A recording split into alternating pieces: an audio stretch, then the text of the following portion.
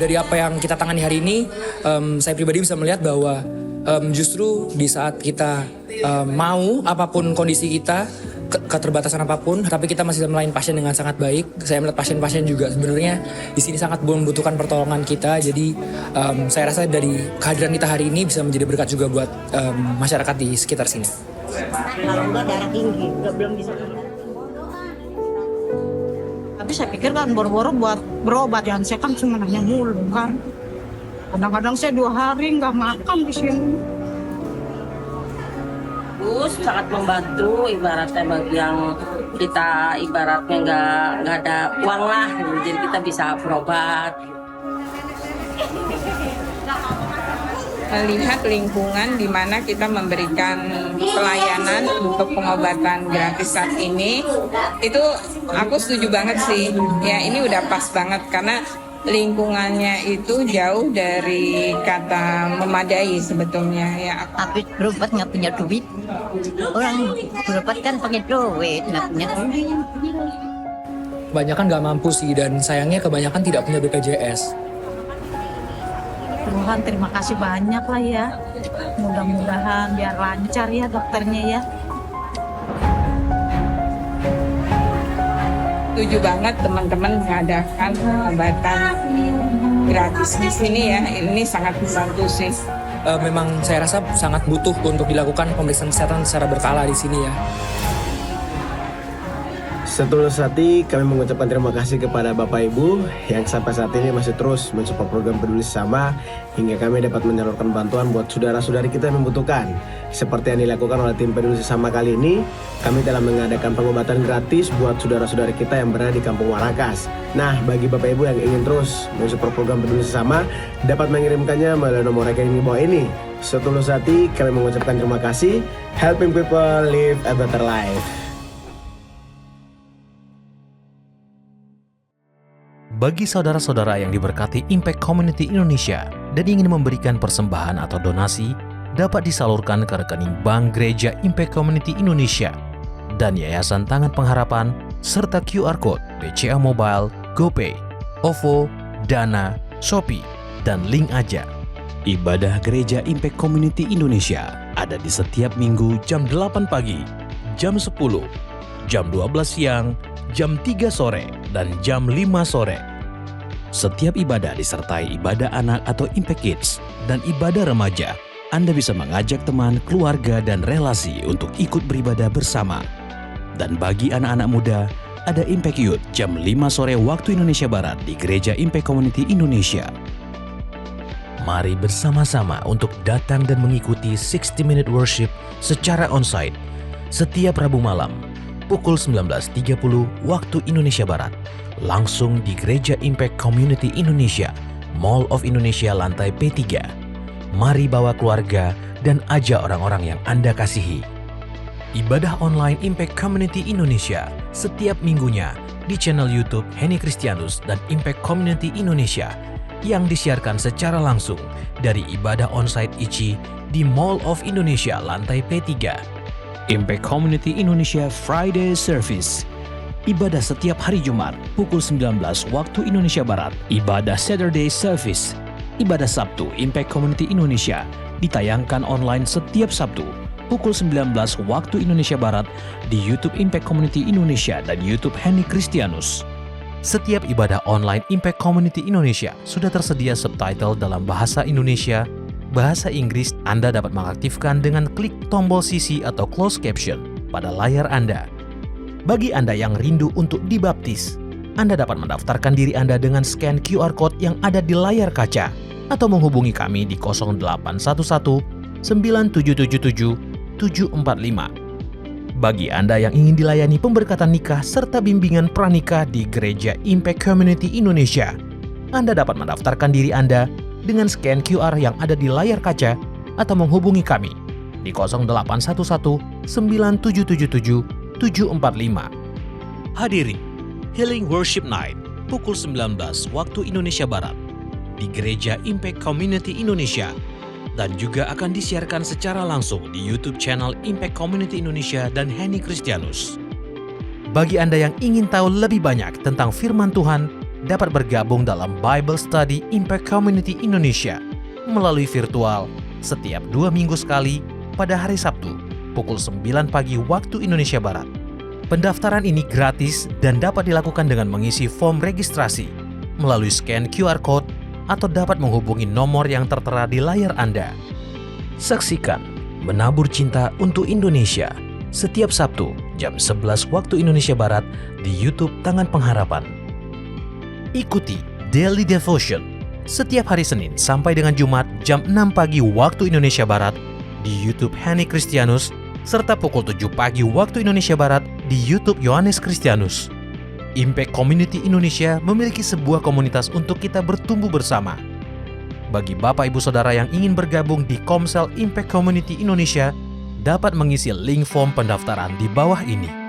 Saudara dapat mengirimkan permohonan pelayanan doa dan konseling, atau jika Anda memiliki doa yang terjawab, serta kesaksian atas jawaban doa Anda, melalui Google Form, WhatsApp, atau email impactcommunity.id@gmail.com. Bagi Anda yang rindu menjadi jemaat Impact Community Indonesia, dapat mengisi Google Form atau scan QR Code di layar Anda. Temukan dan ikuti media sosial kami di YouTube dan Instagram Impact Community Indonesia. Mari bergabung dalam life-changing Holy Land Journey ke Mesir, Israel, Yordania, dan Petra, tanggal 1 September 2024, bersama Pastor Yohanes Kristianus, dan ke Turki 7 Gereja Wahyu, Kapadokia, dan Troy, tanggal 15 hingga 25 September 2024, bersama Pastor Yohanes dan Pastor Henny Kristianus. Perjalanan ke Holy Land ini sangat spesial, karena kita akan menginap di tepi Sungai Nil, Yerusalem, dan Laut Mati di wilayah Yordania. Dalam perjalanan ke Turki, kita akan menginap di Hotel Bintang 5 selama perjalanan kita. Ayo, langsung daftarkan diri Anda sekarang juga, karena tempat sangat terbatas. Anda dapat menghubungi nomor yang tertera di bawah ini atau mengunjungi booth Kanatur di depan Gereja Impact Community Indonesia. Tangan Pengharapan memproduksi merchandise Positive by YTP dan batik Tangan Pengharapan untuk menolong pendidikan anak-anak pedalaman Indonesia. Pembelian dapat dilakukan di online store Tangan Pengharapan, di Tokopedia, Shopee, dan WhatsApp merchandise Tangan Pengharapan di 0813 1100 5568. Yuk, cek koleksi terbaru dari Positive by YTP dan Batik Tangan Pengharapan. Untuk informasi lebih lanjut dan update diskon-diskon spesial lainnya, kamu bisa hubungi call center merchandise Tangan Pengharapan. Dan buat kamu yang ingin mengunjungi langsung, store officialnya juga bisa di lantai P3 Mall of Indonesia. Buruan di order ya! You buy means you donate. Hello beloved people, jangan lupa tanggal 30 Mei jam 18.30 WITA kita akan ada 60 Minutes Worship di GBI Rock Lembah Pujian bersama dengan Pastor Timotius Arifin. Satu kehormatan buat kita, akan ada Yesua Abraham, Marlon Bolung, dan Wanda Luka yang akan melayani kita. Bersama dengan Pastor Henny Kristianus dan saya juga, kita akan bersama-sama berada di Pulau Bali untuk mengangkat pujian penyembahan, menghadirkan kerajaan Allah, dan bahkan memulihkan begitu banyak orang. Ajak keluarga, teman-teman untuk hadir bersama-sama, pasti tidak akan pernah terlupakan dan hidup kita tidak pernah sama lagi di GBI Rock Lembah Pujian, Bali. Tuhan Yesus. Bless in Jesus name. Amen. Amin.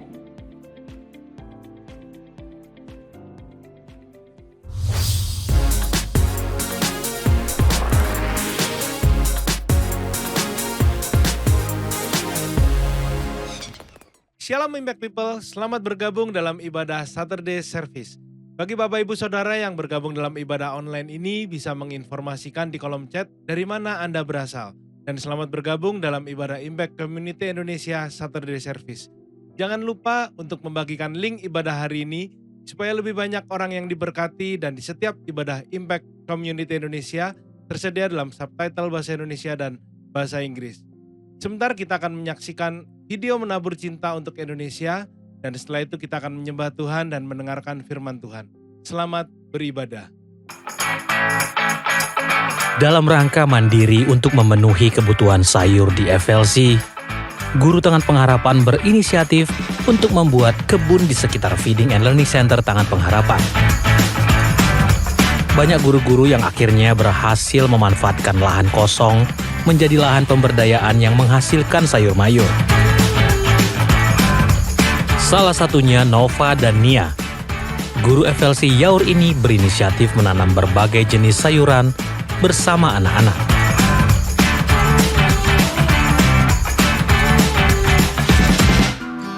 Merawat dengan memberi pupuk dan membangun pagar juga dilakukan agar tanaman dapat tumbuh dengan bagus dan dapat dipanen.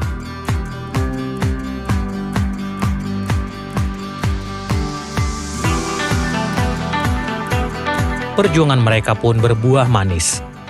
Akhirnya, guru-guru dan anak-anak bisa memanen hasil kebun mereka dan menikmatinya bersama anak-anak. Kita panen buncis, guys.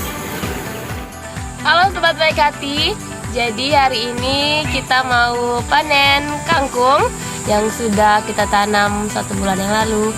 Jadi nanti kita pakai gunting karena kita mau makan kangkung terus. Jadi digunting saja biar nanti bisa tumbuh lagi. Kita panen. Setiap guru pedalaman Tangan Pengharapan berusaha memaksimalkan lahan yang ada untuk bisa dimanfaatkan menanam sayur. Dengan adanya kegiatan ini, anak-anak belajar untuk bisa merawat dan bertanggung jawab menjaga kebun.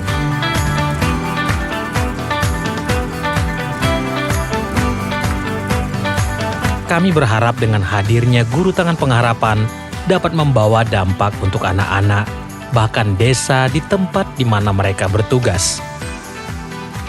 Mari berdampak bagi negeri dengan menjadi sponsor Guru Pedalaman Tangan Pengharapan. Helping people live a better life.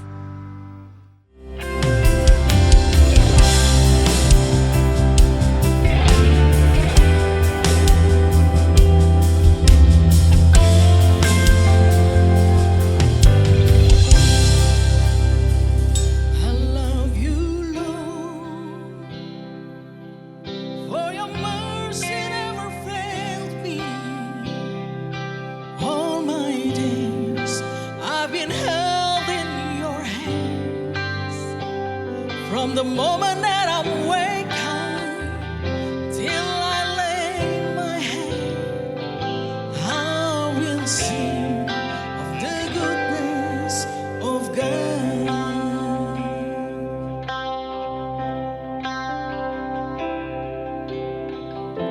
And all my life you have been faithful. All my life you have been so good. With every breath that I am able, oh, I will sing of the goodness of God.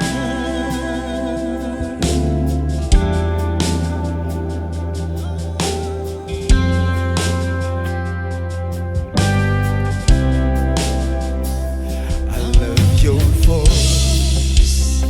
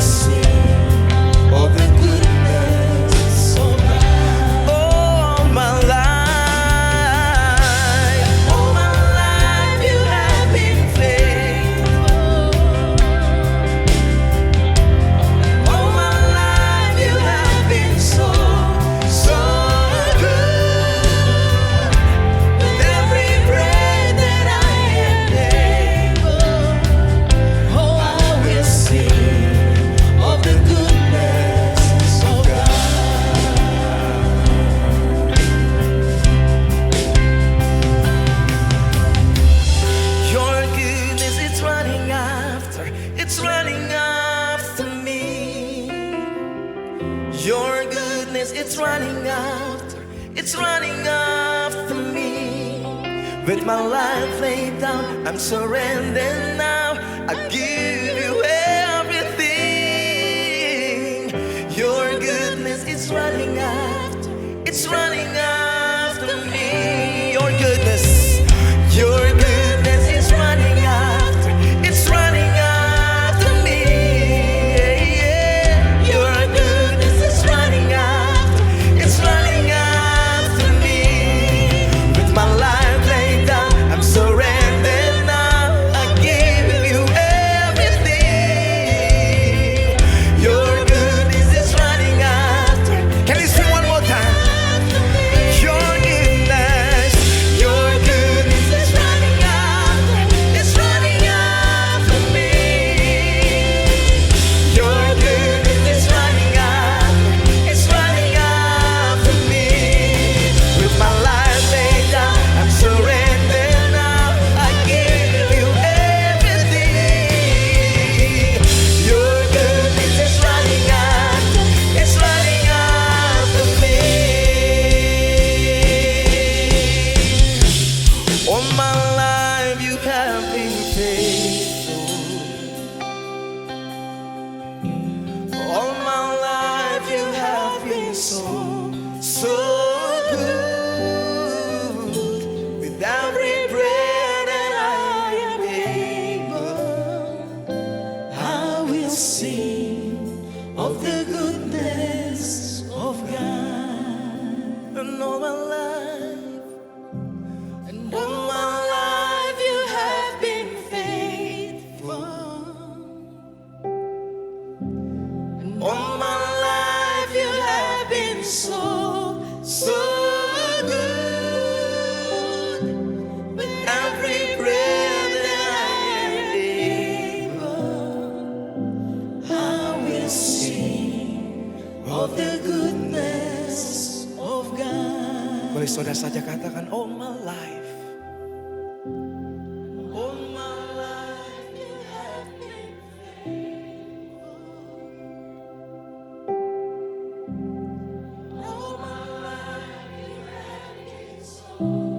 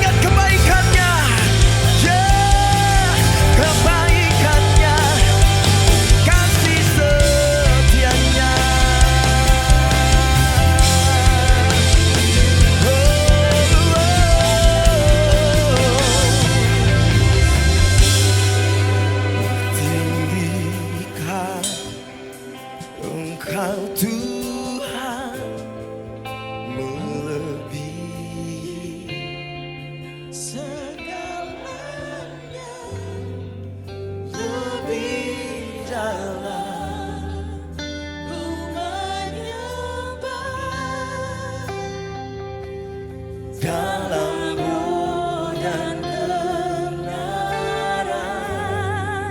Ku tinggikan Engkau Tuhan, melebihi segalanya, lebih dalam ku menyembah.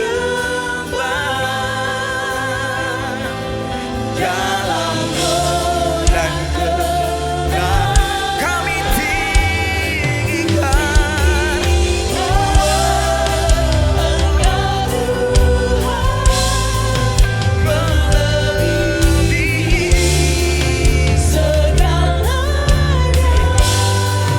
lebih dalam ku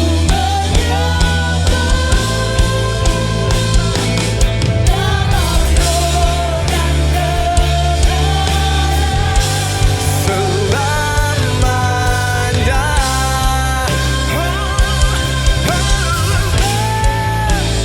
Tinggikan Engkau Tuhan, melebihi segalanya,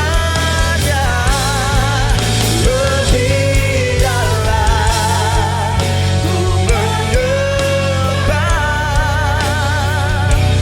Dalam roh dan kebenaran kami tinggikan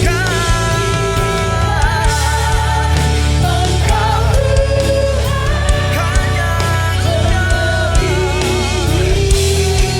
segalanya,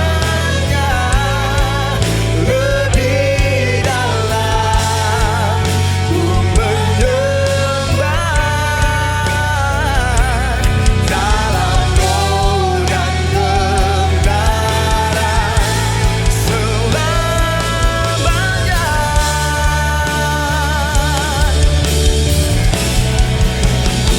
Tinggikan Engkau Tuhan, melebihi segalanya, lebih dalam ku menyembah.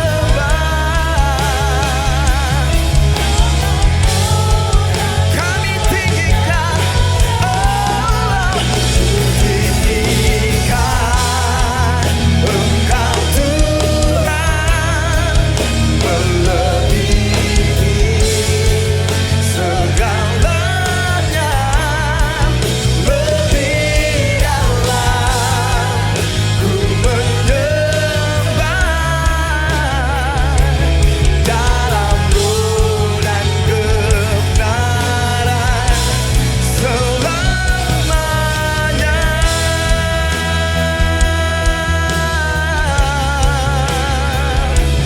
Dalam roh dan kebenaran selamanya. Hanya di dalam roh. Dalam roh dan kebenaran selamanya.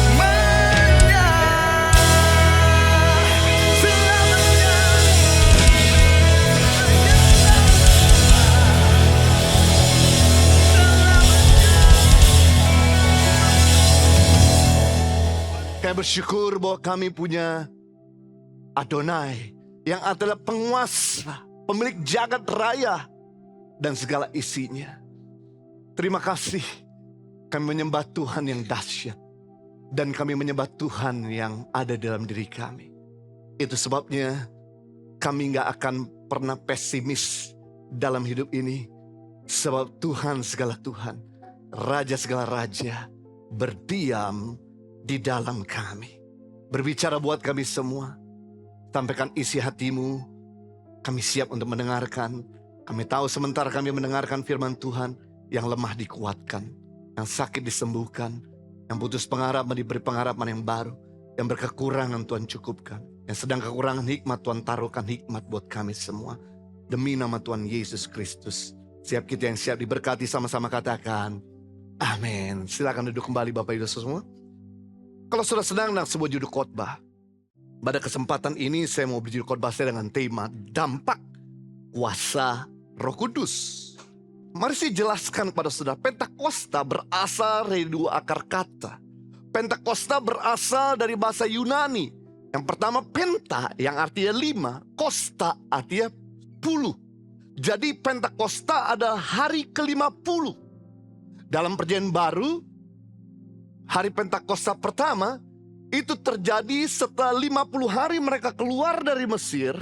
Mereka ada di Gunung Sinai dan mereka menerima turunnya 2 loh batu yang menjadi ketetapan bagi orang-orang Yahudi sampai hari ini.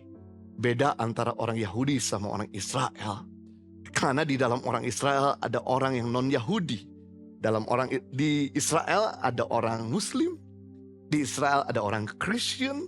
Di Israel juga orang Yahudi. Walaupun orang Yahudi 70%, Muslim 20%, yang lain-lainnya 10% termasuk Kristen, sedikit cuma 4%.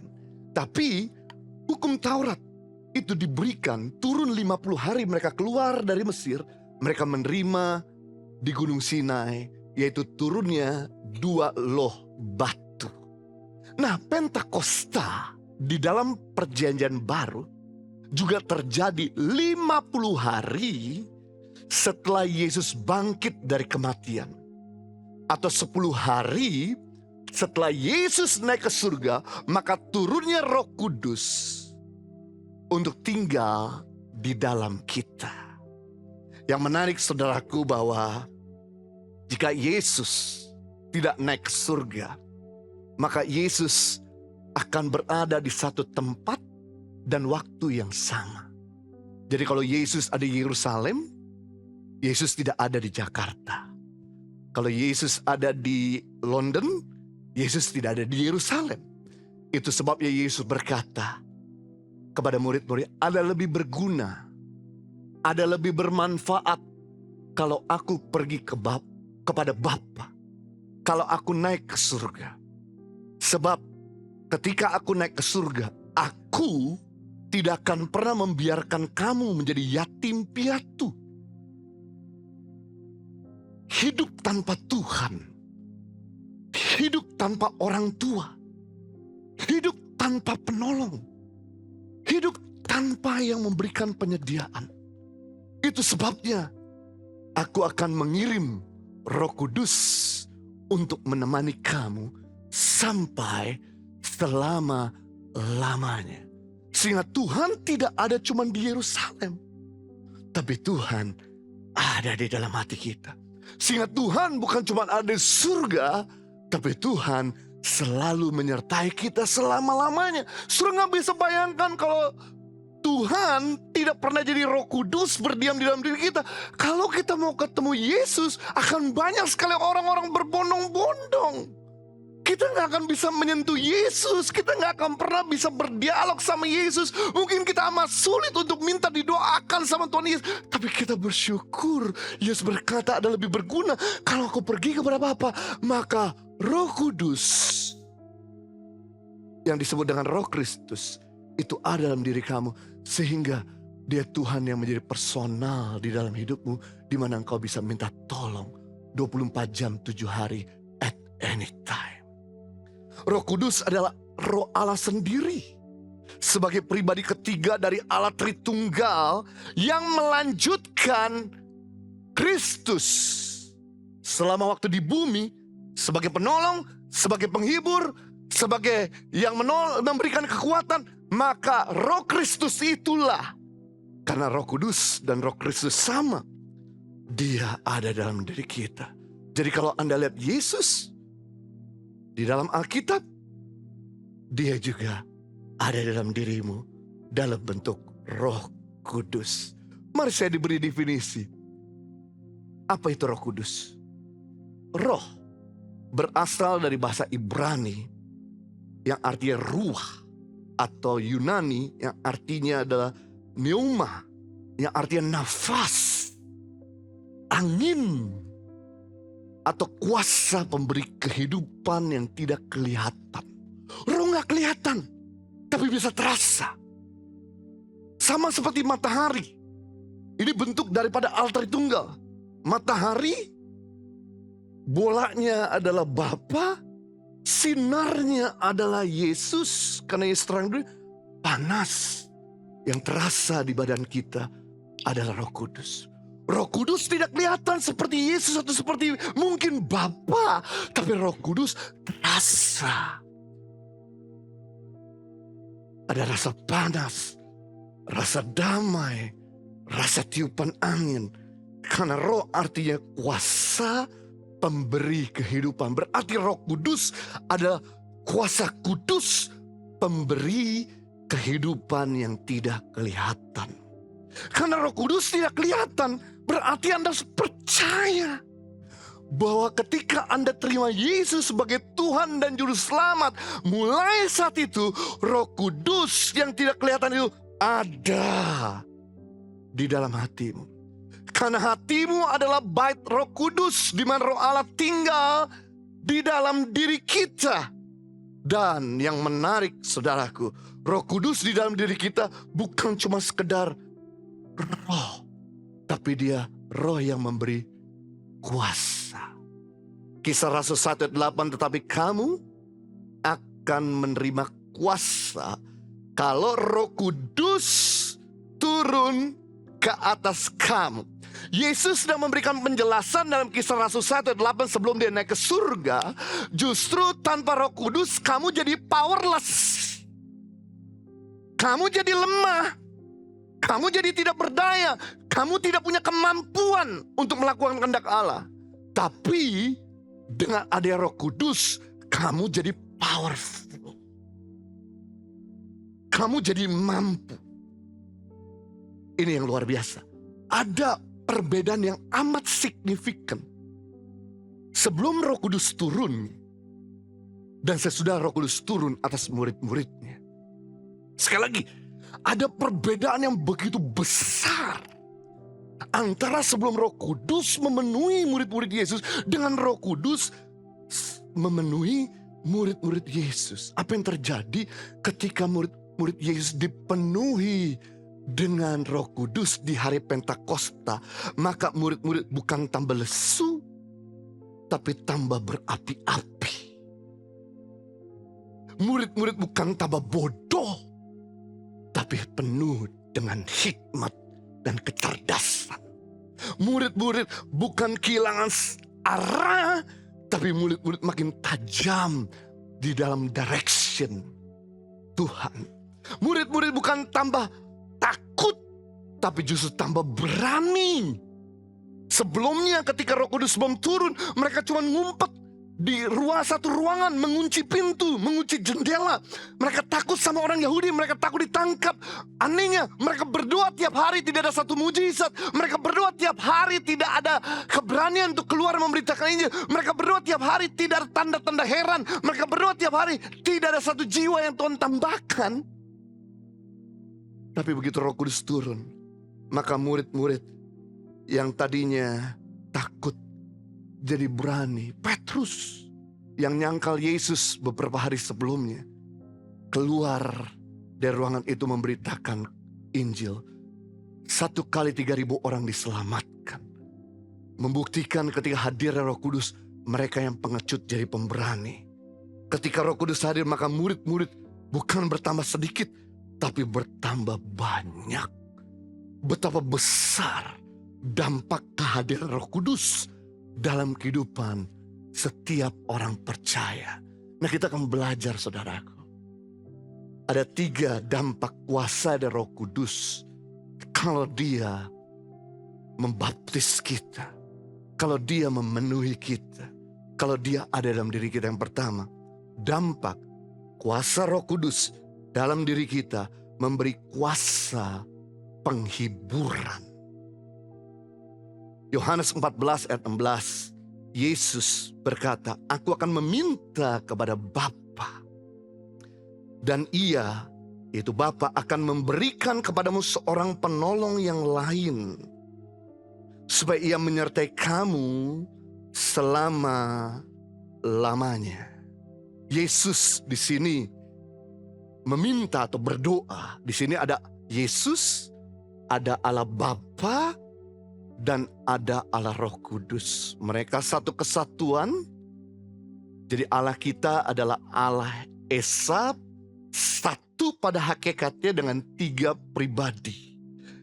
Yesus meminta agar Bapa mengirimkan penolong yang lain, yaitu Roh Kudus, agar menyertai kita selama-lamanya. Kata penolong yang lain dalam bahasa Inggris ada comforter, atau yang disebut dengan penghibur.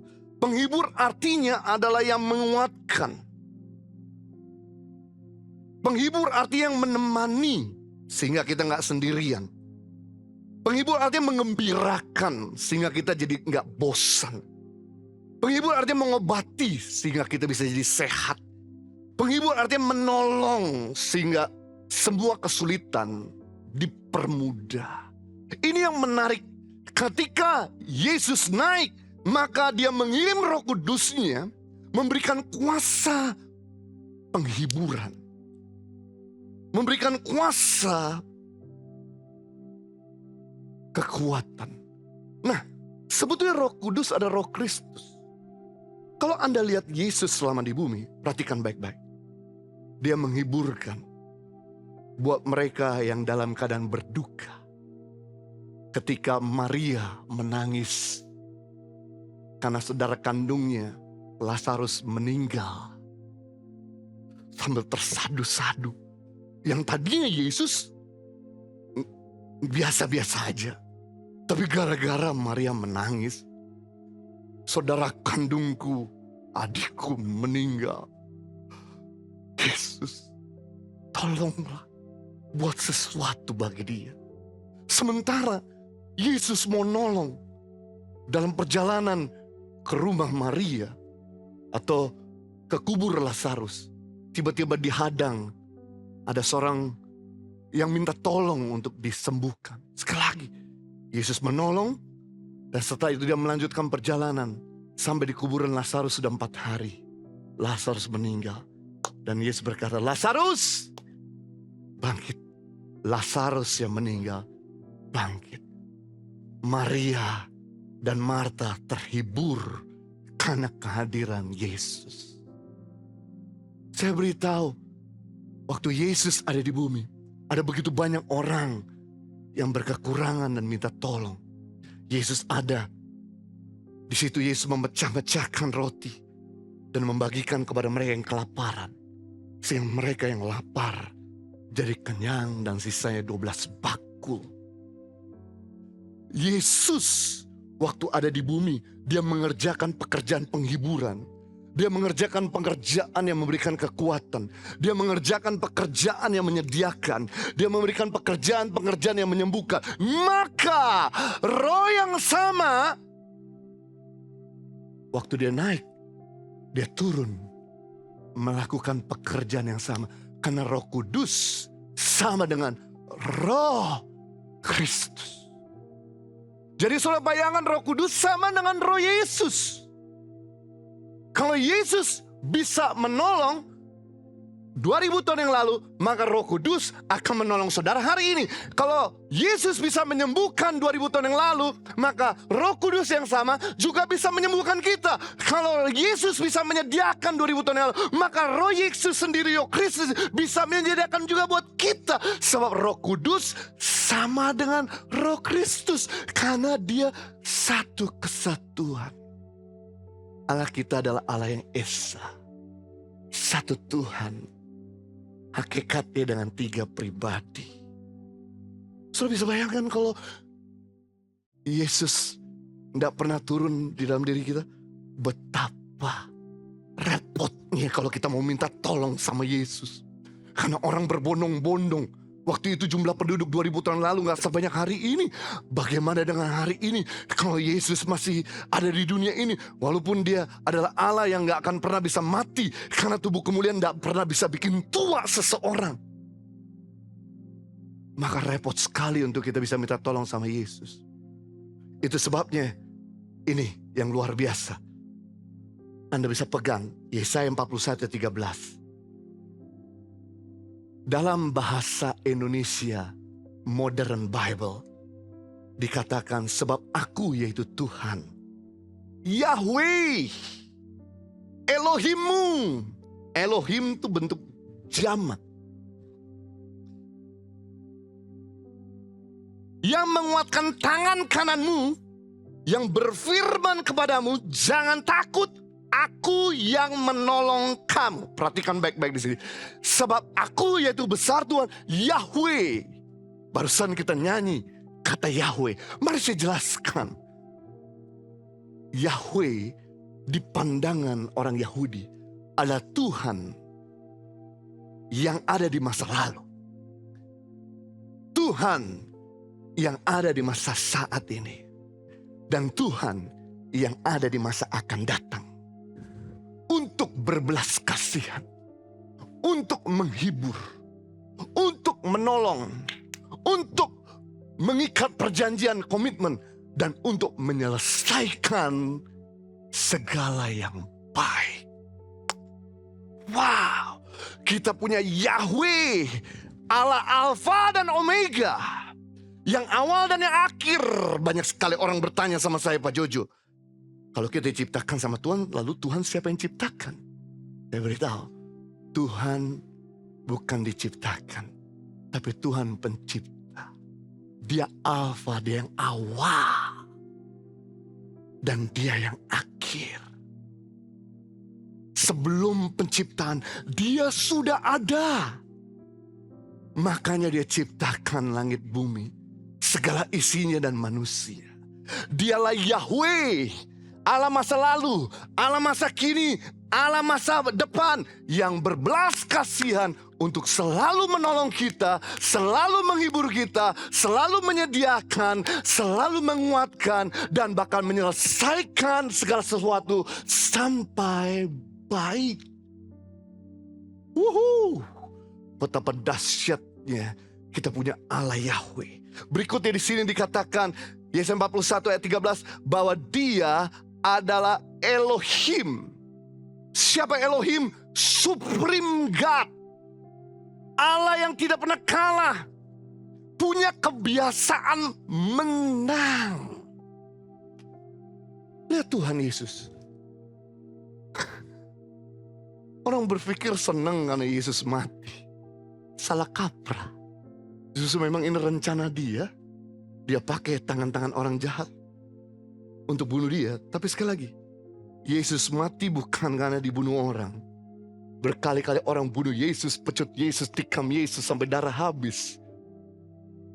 Hajar Yesus, nggak mati. Karena nggak ada seorang pun yang bisa bunuh Tuhan. Lalu kenapa Yesus mati? Dia menyerahkan nyawanya. Barulah dia mati.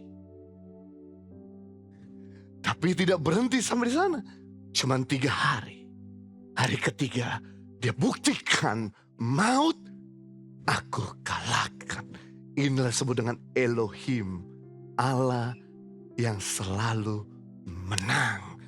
Tidak pernah kalah. Betapa dahsyatnya kita punya Tuhan yang gak pernah kalah. Dan dikatakan yang menguatkan tangan kananmu, yang artinya dalam bahasa Yunani atau bahasa Ibrani ada hasak, mengikat tangannya dengan tangan kita untuk memberikan pertolongan. Saudara tahu, tangan kita terbatas, tapi kata dia menguatkan tangan kananmu, tangan kanan, tangan kekuatan kita. Kita kerja pakai tangan kanan, kita menulis pakai tangan kanan, kita melakukan banyak aktivitas lebih banyak pakai tangan kanan. Kita ngetik pakai tangan kanan. Justru Tuhan akan mengikatkan tangannya dengan tangan kanan kita untuk menolong.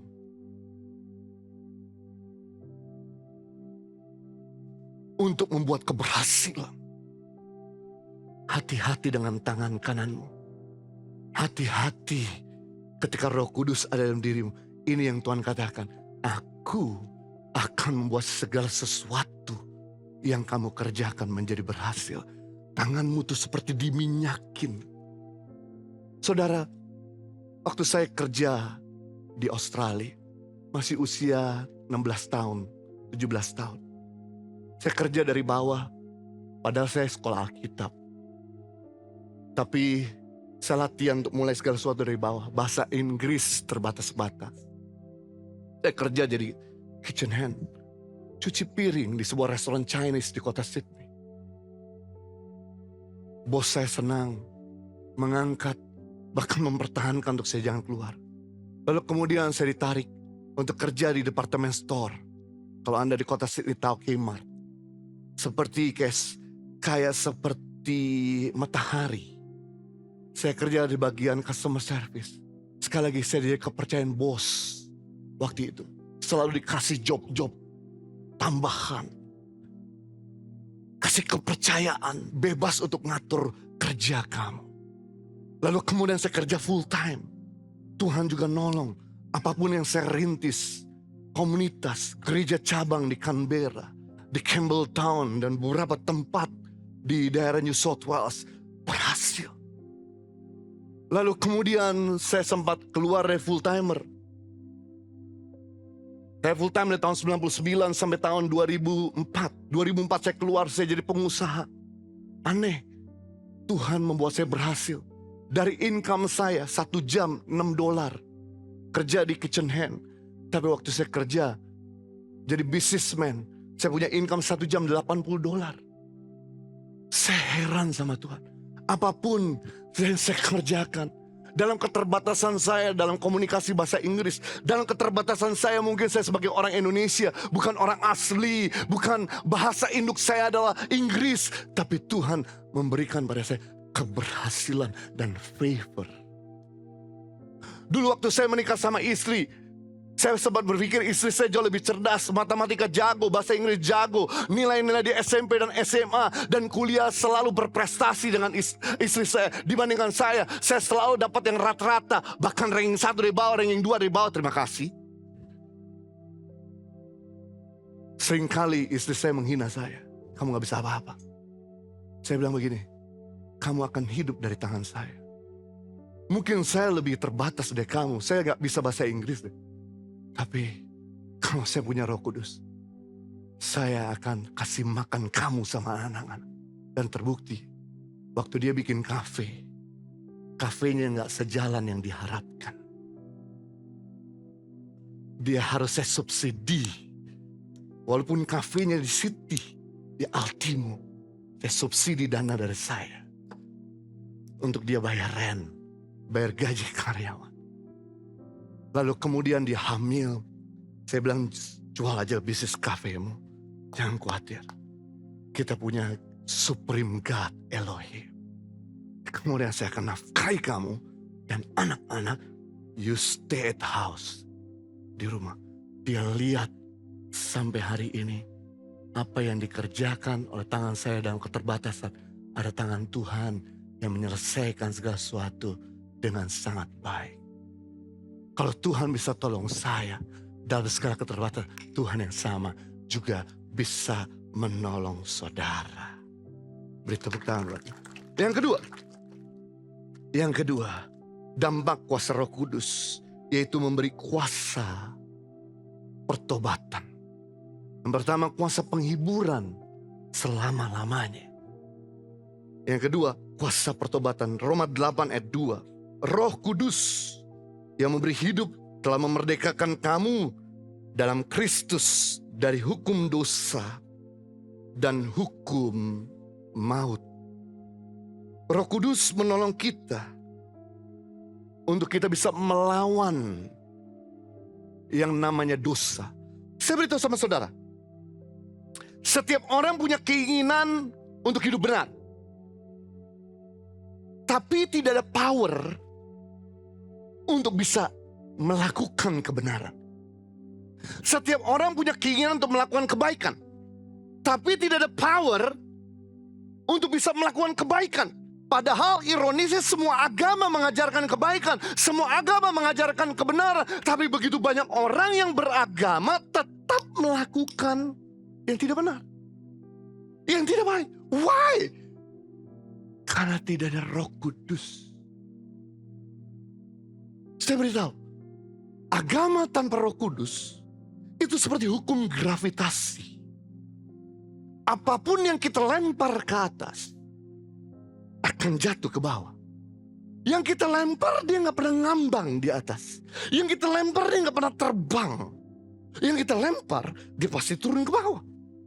Karena nggak ada power untuk dia bisa terbang atau ngambang. Sama halnya, kalau Anda nggak punya Roh Kudus, maka Anda apapun yang Anda inginkan, apapun yang Anda harapkan, kadang-kadang nggak ada power. Jatuh lagi, jatuh lagi, jatuh lagi, gagal lagi. Gagal lagi, gagal lagi. Why? Karena tidak ada Roh Kudus. Nah, Roh Kudus itu membantu kita untuk punya power. Nah, ini bedanya. Orang yang beragama dan tidak punya Roh Kudus, ketika dosa mulai memanggil-manggil, ketika godaan mulai datang, dia seperti nggak bisa berkata tidak. Seperti hidungnya tercucuk dan terseret oleh hawa nafsu. Begitu ada gambar nggak betul, langsung jatuh. Begitu ada penggoda, langsung jatuh. Begitu ada tawaran yang menggiurkan, langsung jatuh. Kenapa? Karena tidak ada Roh Kudus. Cuman tahu kebenaran. Makanya di sini Roh Kudus membantu kita memiliki power agar melakukan kebenaran. Karena Roh Kudus itu membantu kita seperti hukum aerodinamika. Hukum aerodinamika, segala sesuatu bisa tidak jatuh karena ada daya dorong, daya angkat yang melawan daya berat dan daya hambat atau daya gravitasi. Seperti burung besi yang kita biasa naik pesawat terbang, karena dia punya daya angkat, karena dia punya daya dorong, maka dia bisa mengalahkan daya berat dan daya hambat atau gravitasi sehingga bisa terbang ribuan miles. Nah, inilah Roh Kudus menolong kita untuk bisa melakukan kebenaran. Makanya di sini penting untuk kita bergaul sama Roh Kudus. Karena yang menarik, murid-murid Yesus sebelum dia dipenuhi Roh Kudus, Petrus, perhatikan baik-baik, tinggal sama Yesus 3,5 tahun. Tapi tetap masih nyangkal Yesus 3 kali. Gak mengakui Yesus sebagai Tuhannya. Tidak mengakui Yesus sebagai gurunya. Di depan hamba imam besar, di depan prajurit Romawi, dan di depan anak kecil. Tapi apa yang terjadi? Ketika Roh Kudus turun, maka Petrus menantang untuk siap mati. Wow, beda sekali. Ada daya dorong, daya angkat. Berikutnya, Thomas 3,5 tahun bersama-sama dengan Yesus. Tapi begitu Yesus mati, dia gak percaya. Dia kurang beriman kalau Yesus bisa bangkit. Sampai dia harus buktikan jarinya di lubang pakunya. Tapi apa yang terjadi begitu Roh Kudus turun? Maka Thomas yang kurang beriman jadi Thomas yang beriman, full iman. Dia pergi ke India. Dia beritakan Injil. Dan orang di India berkata, lu nginjil lagi, gue tombak lo. Semua orang-orang di India menghujani Thomas dengan tombak. Dan dia berkata, aku bangga jadi pengikut Kristus. Wow. Filipus terkenal kikir dan pelit. Waktu Tuhan Yesus berkata kepada murid-murid, depan kita ada 5.000 orang laki-laki yang butuh makan. Adakah sesuatu? Karena Yesus tahu dari 12 murid, cuma Filipus yang pegang uang. Filipus karena dilihat oleh lirikan Yesus, dia keluarkan uang dari dompetnya, uangku 200 dinar. Kalau diberikan roti, tidak akan pernah mengenyangkan mereka ini semua. Suruh mereka pulang. Yesus geleng-geleng. Tapi apa yang terjadi? Dari orang yang kikir, begitu dipenuhi Roh Kudus, Filipus jadi orang yang murah hati. Bahkan dia memberitakan Injil, saya mati di Hierapolis, di Turki, disalib dan dicambuk sampai kulitnya robek-robek, dan tidak menyangkal Yesus. Yohanes sepupu dari Tuhan Yesus. Seorang rasul yang berangasan. Ketika Yesus ditolak di Samaria, dia ngomong sama Yesus, maukah aku turunkan kilat? Memang Dewa Zeus aja yang bisa turunkan kilat. Aku juga bisa turunkan kilat. Supaya orang-orang Samaria mati semua. Yesus, no. Betapa kasarnya Yohanes. Tapi begitu Roh Kudus turun, dia menjadi rasul yang penuh dengan kasih. Hei, kita gak bisa berubah dengan kekuatan kita sendiri. Kita berubah karena ada hukum aerodinamika, yaitu Roh Kudus. Roh Kudus power untuk kita melakukan kebenaran. Yang ketiga terakhir, dampak kuasa Roh Kudus memberi kuasa hikmat Allah. Kisah Rasul pasal 4 ayat 13. Ketika sidang itu melihat keberanian Petrus dan Yohanes dan mengetahui bahwa keduanya orang biasa yang tidak terpelajar, heranlah mereka, orang-orang Yahudi ini, dan mereka mengenal keduanya sebagai pengikut Kristus. Ketika Petrus dan Yohanes menginjil, kemudian mereka ditangkap, dimasukkan sidang oleh para pembesar-pembesar Yahudi. Dan mereka kaget. How come you speak like a wisdom people? You speak like mature people. Kamu bicara seperti orang dewasa. Kamu bicara seperti orang terpelajar. Padahal aku mengenal kamu pengikut Kristus. Aku mengenal kamu berasal dari Galilea. Aku mengenal kamu gak pelajar. Kamu ada seorang nelayan. Sudah tahu, orang Galilea, dia gak rendah sama orang Yerusalem. Murid Yesus 11 dari Galilea, cuma satu yang dari Yerusalem, yaitu Yudas. Kenapa orang Yerusalem seorang nelayan? Seorang miskin dan tidak pelajar. Tapi betapa kagetnya ketika Roh Kudus turun atas Yohanes dan Petrus.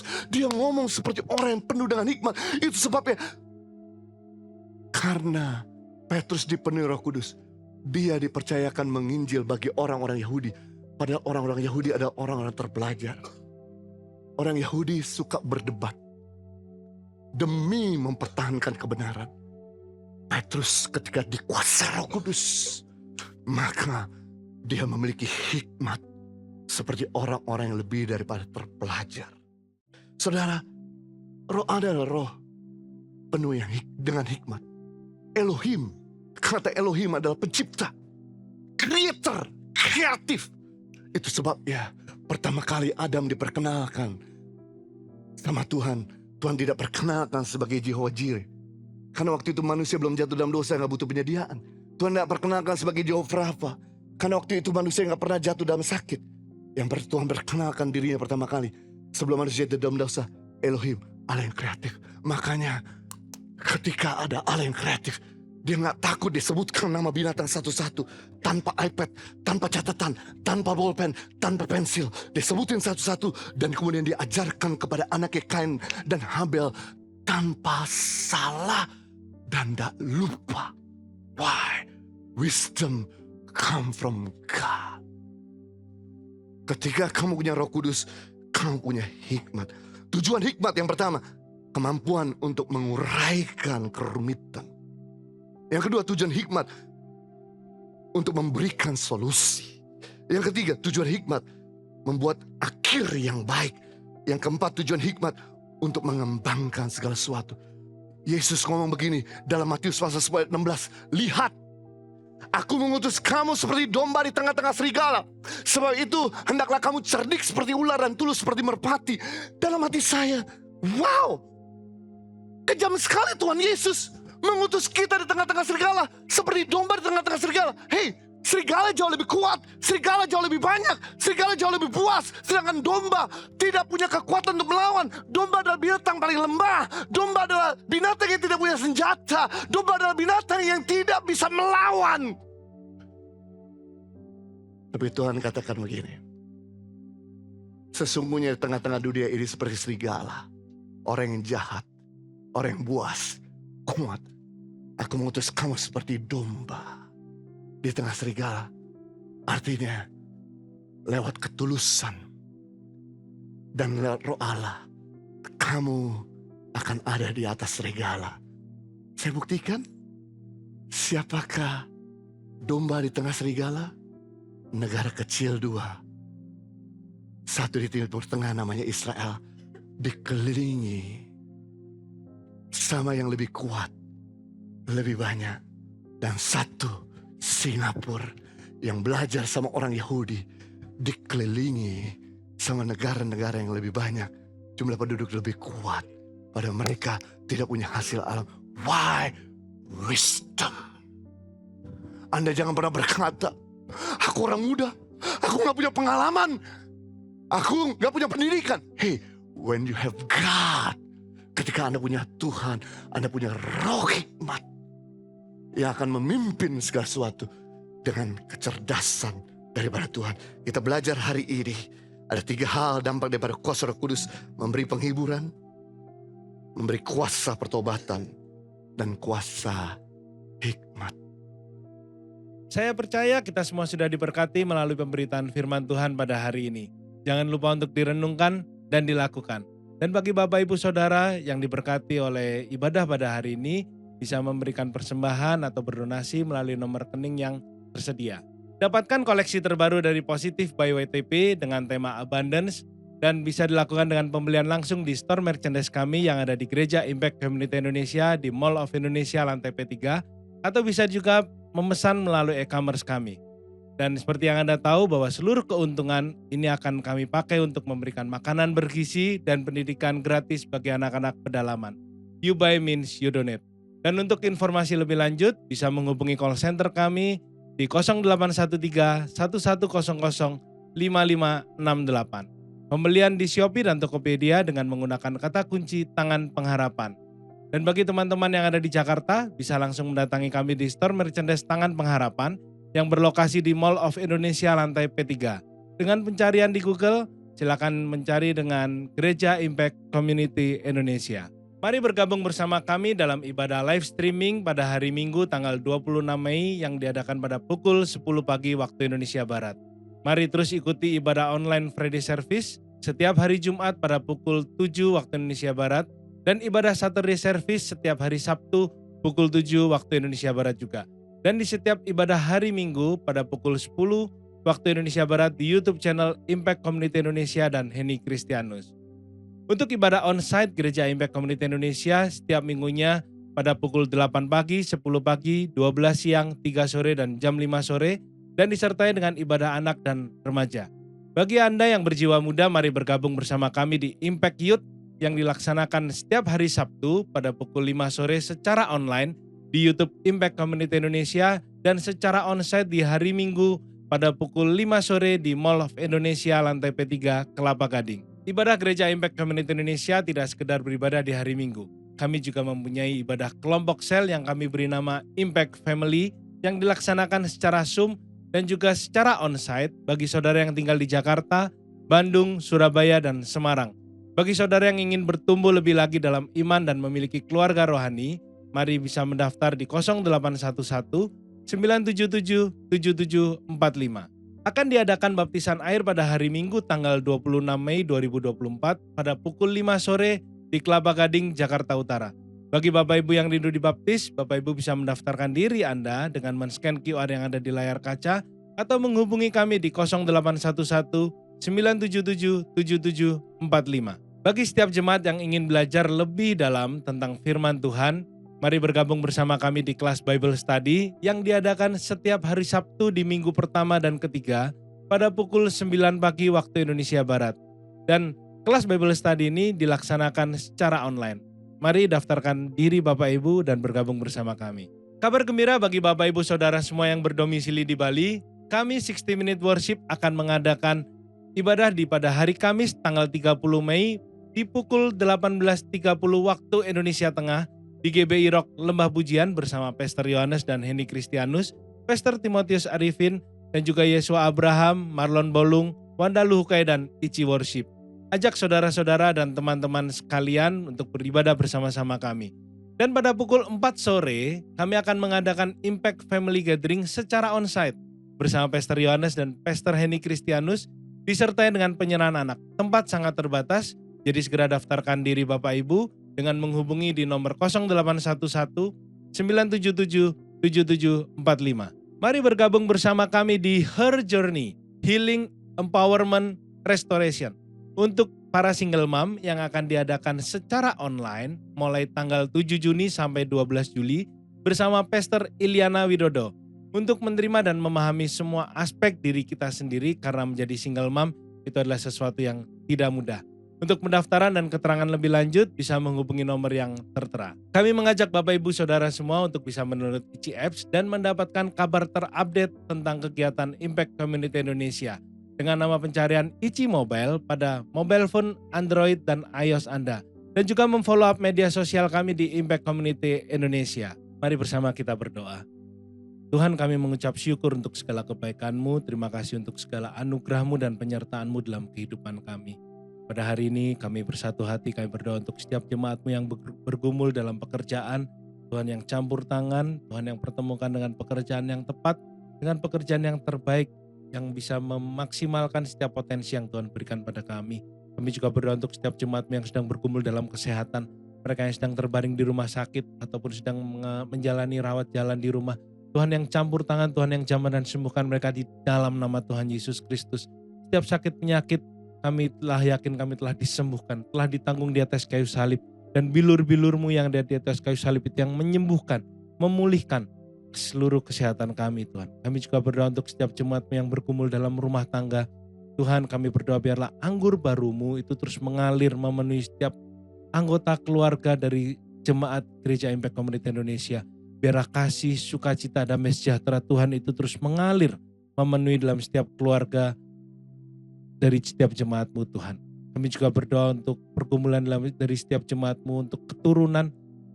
Tuhan, Kau yang tahu kerinduan hati mereka. Tuhan berikan kepercayaan sehingga kami boleh melahirkan generasi-generasi ilahi dan kami boleh menjadi orang tua yang bertanggung jawab. Kami boleh menjadi orang tua, menjadi teladan dalam setiap kehidupan anak-anak kami. Kami serahkan Tuhan untuk seluruh kehidupan anak-anak-Mu dalam tangan-Mu. Kami juga berdoa untuk bangsa dan negara kami, untuk setiap pemimpin yang Tuhan sudah pilih. Tuhan berikan pada mereka roh yang takut akan Tuhan. Berikan pada mereka hikmat untuk mereka boleh memimpin bangsa kami dalam takut akan Tuhan. Dan membawa kesejahteraan bagi bangsa kami. Kami serahkan Tuhan untuk seluruh kehidupan kami ke dalam tangan-Mu. Dan mari bersama kita menerima berkat dari Tuhan. Tuhan memberkati dan melindungi Engkau. Tuhan menyinari Engkau dan memberikan damai sejahtera. Tuhan melindungi Engkau dan menyertai Engkau. Dan terimalah berkat dari Allah Bapa, cinta kasih dari Tuhan Yesus, serta persekutuan dari Roh Kudus yang terus menyertai kita sampai Tuhan Yesus datang yang kedua kalinya. Dan hanya di dalam nama Tuhan Yesus Kristus kami telah berdoa dan mengucap syukur. Haleluya. Amin. Terima kasih telah mengikuti ibadah online Saturday Service pada hari ini. Tuhan Yesus memberkati. Angkat dua tangan, bukan kami rindukan kuasa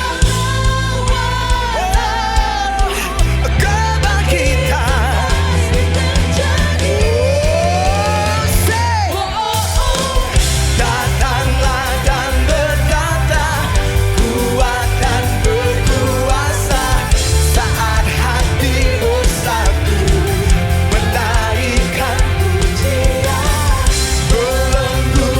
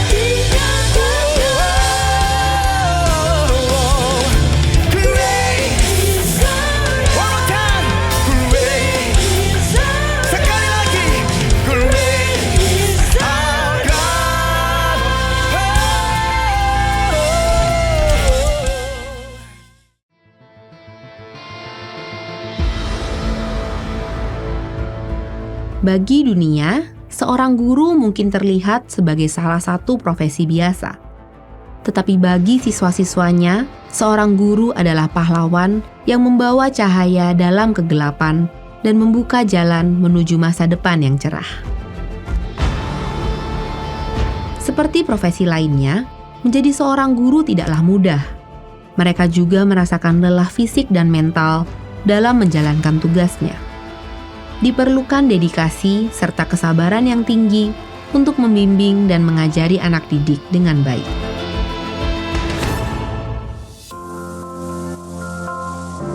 Tanggung jawab seorang guru tidak hanya terbatas pada menyampaikan materi pelajaran, tetapi juga membentuk karakter dan kepribadian siswa-siswanya. Tujuan utamanya adalah mengarahkan siswa-siswanya menuju kedewasaan yang berkepribadian sempurna, sehingga mereka dapat menjadi individu yang mandiri, berakhlak mulia, dan memberikan kontribusi positif bagi masyarakat dan negara.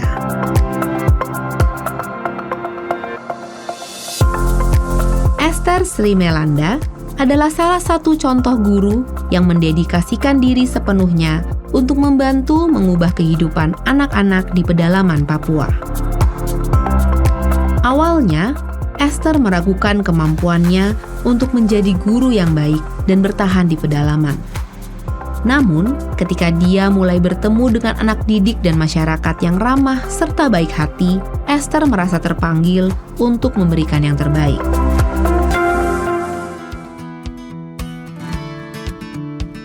Setiap hari, Esther tiba di sekolah dengan semangat dan keinginan yang tinggi untuk mengajar.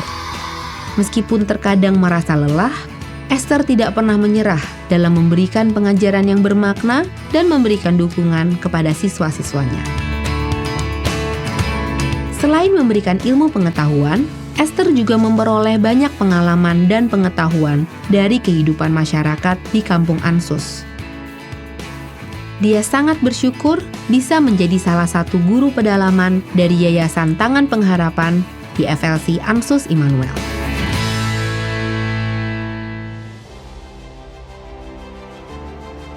Keindahan Kampung Ansus dan kehangatan masyarakatnya membuat Esther semakin terpikat dengan tugasnya sebagai seorang guru pedalaman. Dia juga senang bisa menikmati makanan khas setempat seperti papeda dengan kuah kuning yang menjadi salah satu kelezatan tersendiri di tengah kesibukannya. Meskipun berada di lingkungan yang baru, ia merasa bersyukur atas setiap momen yang ia alami dan menganggap Kampung Ansus sebagai rumah keduanya.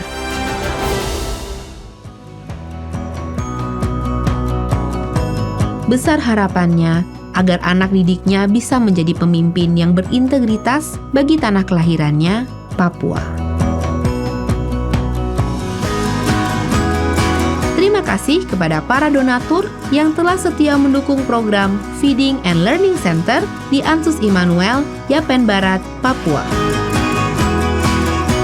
Helping people live a better life.